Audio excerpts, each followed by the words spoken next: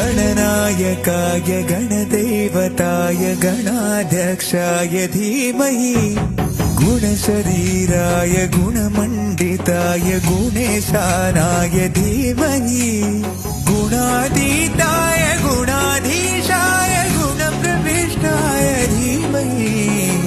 एकदन्ताय वक्रतुण्डाय गौरीतनयाय धीमहि गजेशानाय भालचन्द्राय श्रीगणेशाय धीमहि